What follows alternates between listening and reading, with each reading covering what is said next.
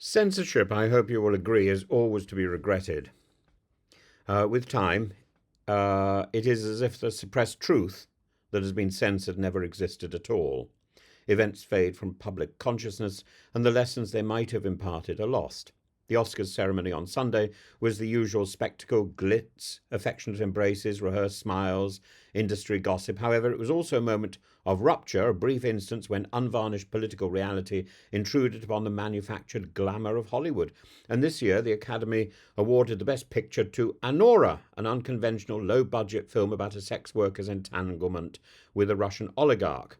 The award for Best Documentary went to No Other Land, a searing examination of settler violence and the destruction of Palestinian homes in the West Bank. And the latter film's co-directors, Bassel Adra, a Palestinian, and Yuval Abraham, an Israeli, didn't mince their words in their acceptance speeches.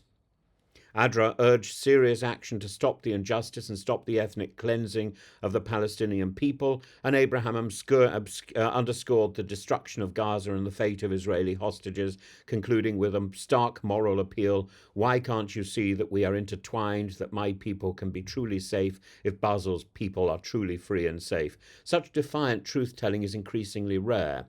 And as Trump's America drifts further into authoritarianism, too many prominent voices acquiesce to this shift, adjusting themselves to a new normal. But these two filmmakers refuse to be silent, even as they unsettled many in their privileged audience.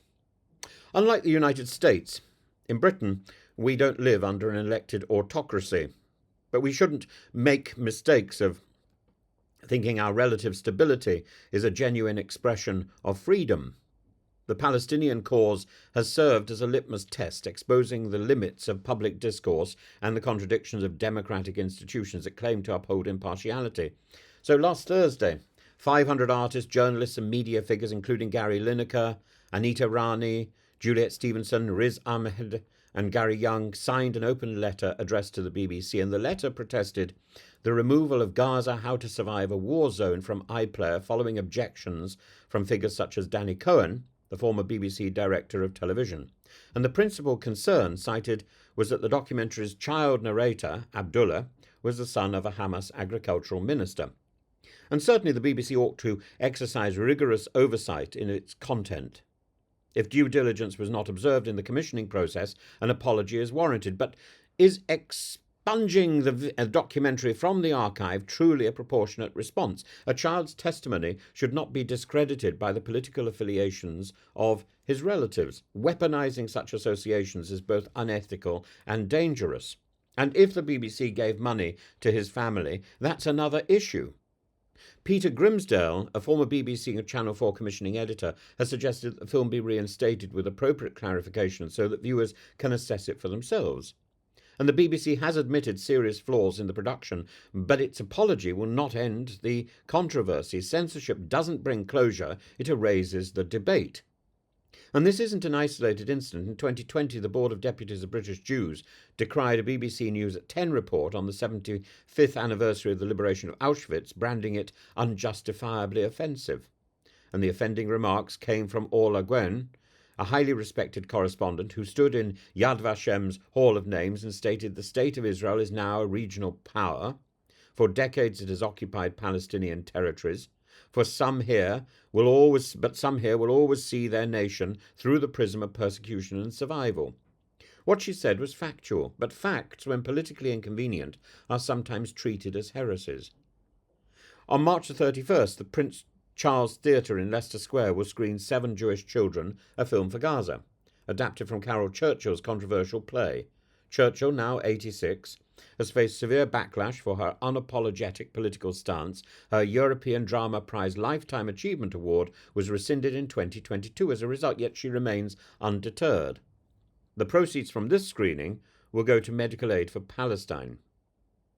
The BBC's woes don't end with Gaza: How to Survive a War Zone. The government has seized on this latest scandal to intensify its attacks on the corporation. Culture Secretary Lisa Nandy has condemned the BBC's editorial failings in a parliamentary statement, expressing her deep shock and disappointment at the documentary's broadcast, and she's demanded a robust financial audit and stricter oversight, warning that trust in the institution is at risk.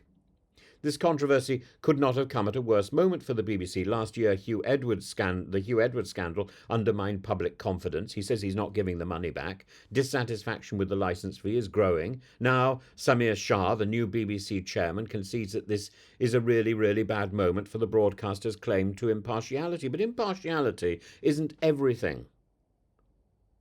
What the BBC needs to do is to make things accessible. The BBC has a commitment to accessibility as well as impartiality.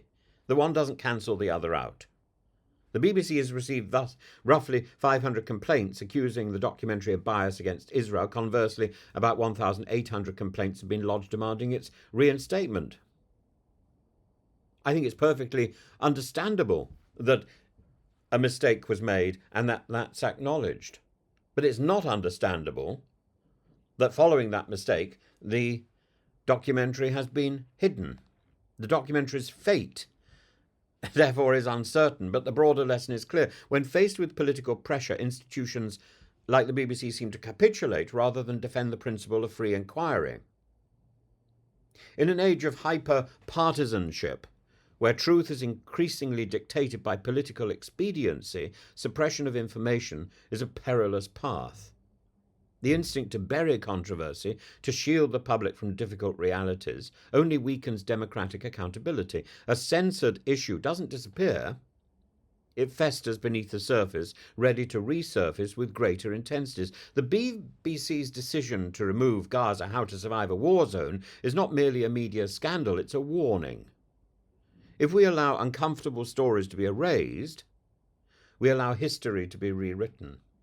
And one day, it will be as if these events never happened at all. And that is wrong. If the BBC does something that we think is inappropriate, then we need to witness it and make sure that it doesn't happen again.